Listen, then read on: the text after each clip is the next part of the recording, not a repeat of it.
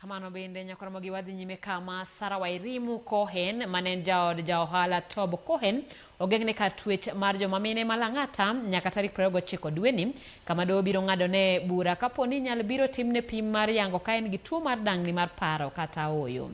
Sarah nomaki kendo nyoro ka apis jomin buche wacho ni gin kod neno moromo mar tude gi nek mar Tob Cohen mano ito ngimane higa mar 2019. Millicent Adhiambo miyowa ler mathoth. Sarah Wairimu Cohen ne omaki kendo odiochieng' manyoro bang' ogai mar jong'ad buche pachoka DPP Benson Igonga yango ni gin kod neno moromo matudo Wairimu gi nek mar jaode Tob Cohen mane otimore dwe mar 7 2019 e odgi maketo Soru Lower Kabete e kaunti ma Nairobi. Jang'ad buche doho mamalo Diana Kavenza bende nowacho ni kweth duto manie burano osechwalo nendgi kendo kwayo thuolo mar timo nonro matut e wi wachno motelo ne golo ng'eto mogik. I would like to come up with an elaborate ruling to cover all the points of law that have been raised by both sides. For this reason, the accused shall be remanded at Langata Women Prison to enable me to write a well-reasoned ruling shall be produced on 29th of January in open court for the ruling. Apis jomin buche korka korgi kokalo kuom okil margi Vincent Monda to ne otielo mondo tim nonro mar dang'ni mar paro ne Sarah Wairimu kapok otere e nyim doho. Kata kamano, okil mar Wairimu nobalo gi parono kowacho ni apis jomin buche ne okolero matut gima omiyo nyaka pimo bongo Wairimu.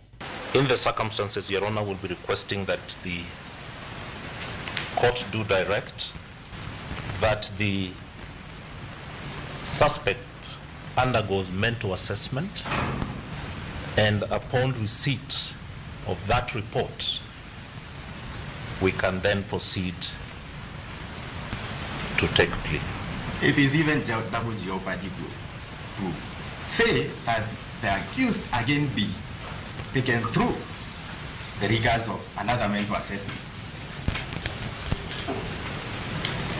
The prosecution has not adduced any evidence to show that anything has changed with regards maybe to the health of the accused that would necessitate another mental assessment to be done.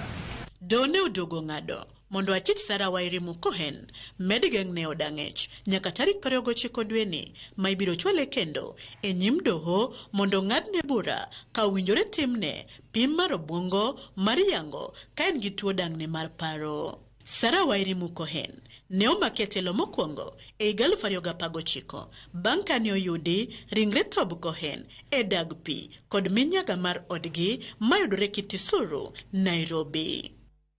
Meko mare kendo biro bang' kane bura mane tude gi nek makamano nosewitoko kod ogai machon mar jomin buche Nordin Haji higni 2 mokalo. Wairimu gi achich wadgi Peter Karanja ne odagi yie ketho duto mane odonjnegi godo e nyim jang'ad buche e doho mamalo Stella Mutuku kama bang'e nowegi thuolo gi rambun mar siling milion 2 ng'ato ka ng'ato. Millicent Adhiambo, Ramogi TV.